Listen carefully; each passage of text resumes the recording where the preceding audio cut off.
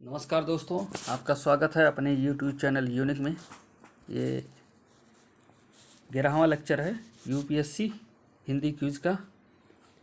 आज डेट है 26 अक्टूबर 2020। 10 question per day, current affair और स्टैटिस्टिक्स के। तो पहला प्रश्न लेते हैं बाल कल्याण समिति के बारे में। किशोर न्याय बच्चों की देखभाल और संरक्षण अधिनियम 2015 के अनुसार प्रत्येक जिले में केंद्र सरकार द्वारा बाल कल्याण समितियों का गठन किया गया है। पहला गलत है क्योंकि केंद्र सरकार नहीं, यहाँ पे राज्य सरकार है। समिति में कम से कम एक महिला सदस्य शामिल होगी, ये सही है। और समिति को बच्चों की देखभाल, सुरक्षा और व्यवहार से संबंधित मामलों के निपटान का पूरा अधिकार होगा। इसका आंसर क्या होगा? पहला गलत लगाते हैं, जैसे ही हमारा आंसर आ जाता है बी।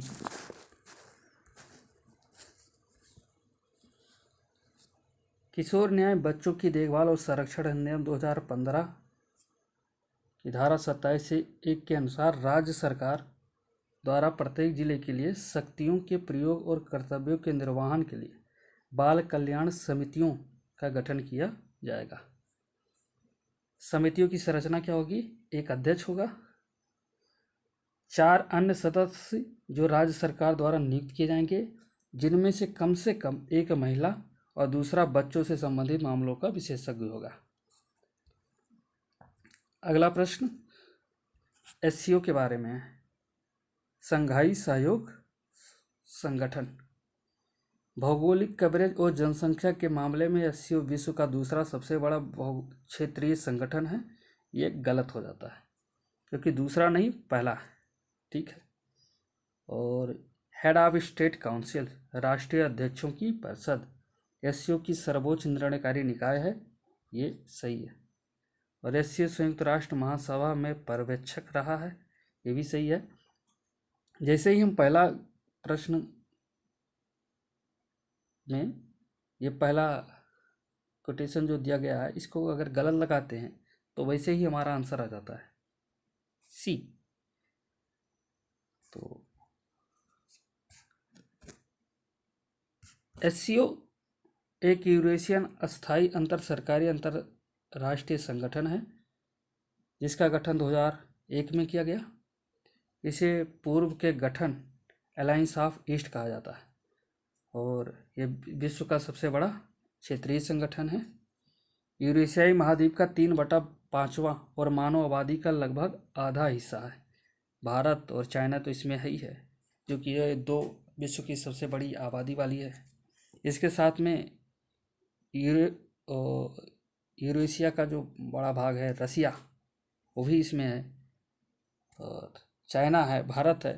तो इनके क्षेत्रफल बड़े हैं, तो इस आधार पर ये दोनों लहजे में पहले स्थान पर आता है। और एससीओ को जो है नाटो के प्रति संतुलन के रूप में देखा जाता है। कहाँ पे? मध्य एशिया में। राष्ट्रीय अध्यक्षों की परिषद हेड ऑफ स्टेट काउंसिल की सर्वोच्च निर्णयकारी निकाय है और 2004 में संयुक्त राष्ट्र के साथ संबंध रहे हैं, पर्यवेक्षक का दर्जा भी प्राप्त था।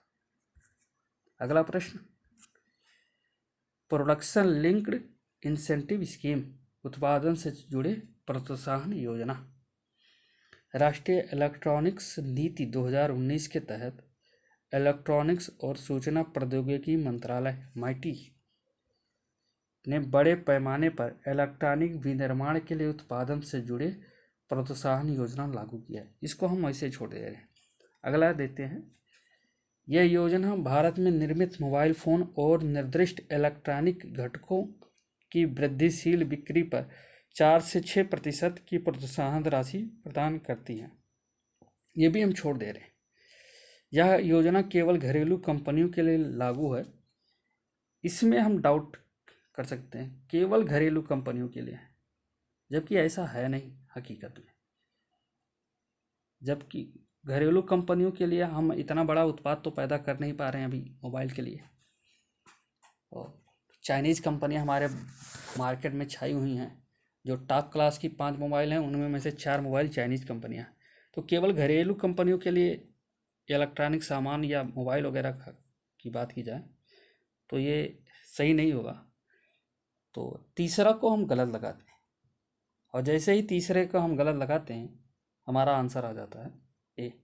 तो पहला और दूसरा हमें ना भी मालूम हो और तीसरे पर अगर कॉमन सेंस का उपयोग किया जाए या थोड़ा बहुत पढ़े हों तो हमें आंसर मिल जाता है। ऐसे ही यूपीएससी में भी आता है। इलेक्ट्रॉनिक्स नीति 2019 के तहत माइटी ने 1 अप्रैल 2020 को बड़े पैमाने पर इलेक्ट्रॉनिक विनिर्माण के लिए उत्पादन से जुड़ी प्रोत्साहन योजना लागू की है, और 4 से 6% तक की प्रोत्साहन राशि प्रदान की जाएगी। कितने वर्षों के लिए है? 5 वर्षों के लिए। ये घरेलू कंपनियों द्वारा निर्मित और बेचे जाने वाली मोबाइल फ़ोन और अन्य कंपनियों द्वारा निर्मित और बेचे जाने वाली मोबाइल फ़ोन जो 15,000 या उससे अधिक मूल्य वाली हो।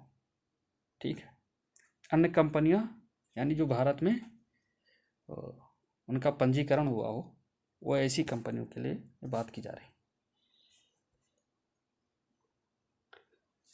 प्लांट मशीनरी उपकरण अनुसंधान और विकास और मोबाइल फ़ोन के निर्माण के लिए प्रौद्योगिकी के हस्तांतरण और संबंधित इलेक्ट्रॉनिक वस्तुओं की कंपनियों द्वारा किए गए किसी भी अतिरिक्त व्यय को प्रोत्साहन योजना के लिए पात्र माना जाएगा। हालांकि परियोजना के लिए भूमि और इमारतों पर कंपनी द्वारा किए गए सभी निवेशों को किसी भी प्रोत्साहन के लिए योग्य नहीं माना जाएगा। उनके लिए योजना की पात्रता का निर्धारण नहीं किया जाएगा। अगला प्रश्न, कभी कभी समाचारों में शेंगेन क्षेत्र आता है, ये कहाँ से संबंधित है? तो यह है पश्चिमी यूरोप से। शेंगेन क्या है? एक यूरोपीय देशों का एक संगठन है जिसमें वीजा वगैरह का प्रावधान नहीं किया जाता है। 26 यूरोपीय देश हैं और जिनमें सीमाओं पर सभी पासपोर्ट और अन्य सभी प्रकार के सीमा नियंत्रण को आधिकारिक रूप से समाप्त कर दिया गया है। शेंगेन क्षेत्र में आयरलैंड को छोड़कर अधिकांश यूरोपीय संघ के देश शामिल हैं। कुछ ऐसे भी देश हैं जैसे नॉर्वे, आइसलैंड, स्विट्जरलैंड और लिंचेस्टेन जैसे देश जो यूरोपीय संघ के सदस्य नहीं है, फिर भी इस शेंगेन क्षेत्र का हिस्सा है। अगला प्रश्न, निम्नलिखित द्वीपों को पश्चिम से पूर्व की ओर व्यवस्थित कीजिए।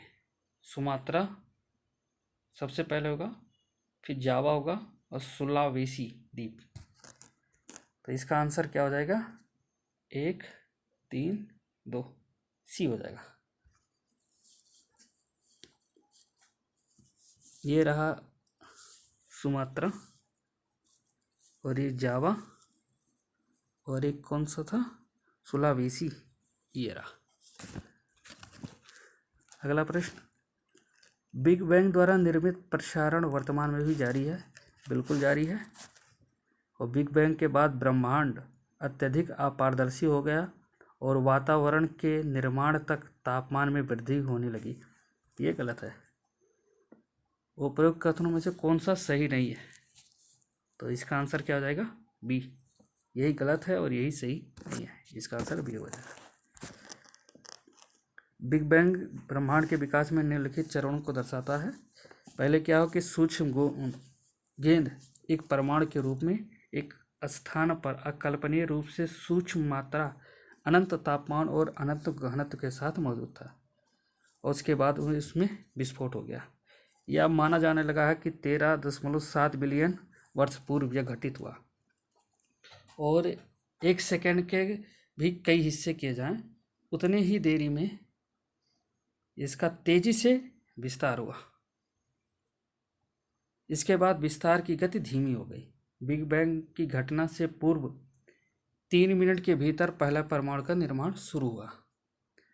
बिग बैंग से 3 लाख वर्ष के भीतर तापमान घटकर 4500 केल्विन हो गया और परमाणु का निर्माण आरंभ हुआ, साथ ही ब्रह्मांड पारदर्शी हो गया।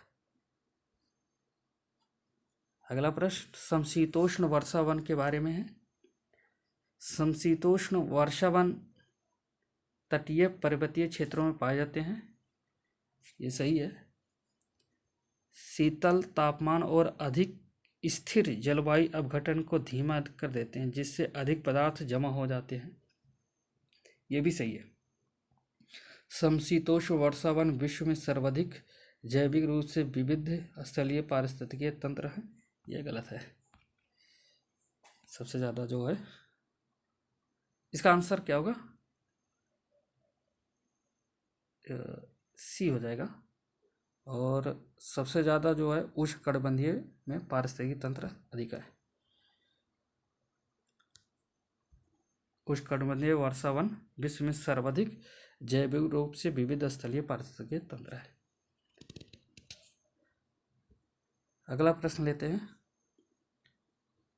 भारत में तिलहन की कृषि बड़े पैमाने पर वर्षा आधारित परिस्थितियों में की जाती है, इसको हम वैसे छोड़ देते हैं। मान लीजिए कि आपको ये नहीं आ रहा। भारत में कुल तिलहन उत्पादन में सोयाबीन और मूंगफली का योगदान 80% से अधिक है। अब ये कुछ अतिशयोक्ति लग रही है, नहीं, 80% केवल सोयाबीन और मूंगफली से ही पैदा किए जाते हैं, तो सरसों वगैरह जो है वो कैसे किया जाएगा, है नहीं। तो दूसरा हम गलत लगाते हैं, और जैसे ही दूसरा हम गलत लगाते हैं हमारा आंसर आ जाता है 8 का, ये बी हो जाएगा। मध्य प्रदेश, महाराष्ट्र और राजस्थान प्रमुख सोयाबीन उगाने वाले राज्य हैं। तो पहला और तीसरा का अगर हम मालूम ना भी हो और एलिमिनेशन मेथड का उपयोग करते हुए कॉमन सेंस थोड़ा लगाए दूसरे के लिए, तो हमें आंसर मिल जाता है। ऐसे ही जब हमें पहले चांस में एग्ज़ाम में पेपर सॉल्व कर रहे होते हैं, तो पहली बार में जितने हैं फुल कॉन्फिडेंस के साथ में कि हाँ यही होगा, इसके सिवाय कुछ नहीं हो सकता, तो पहले वो सॉल्व करते हैं। और 48 या 52 के आसपास में जब ऐसे जाते हैं तो कुछ हमें रिस्क लेना पड़ता है, ताकि हम इतना मार्क्स गेन कर ही सकें कि हम कट ऑफ से ऊपर रहें। तो उसके लिए हमें इसी प्रकार का कॉमन सेंस लगा सकते हैं। अब ऐसा तो नहीं लगा सकते ना कि पेन उठाया और कहीं पर रख दिया और उसे टिक करके चले आए, तो इस तरीके नहीं, कॉमन सेंस ऐसे लगाए जाते हैं।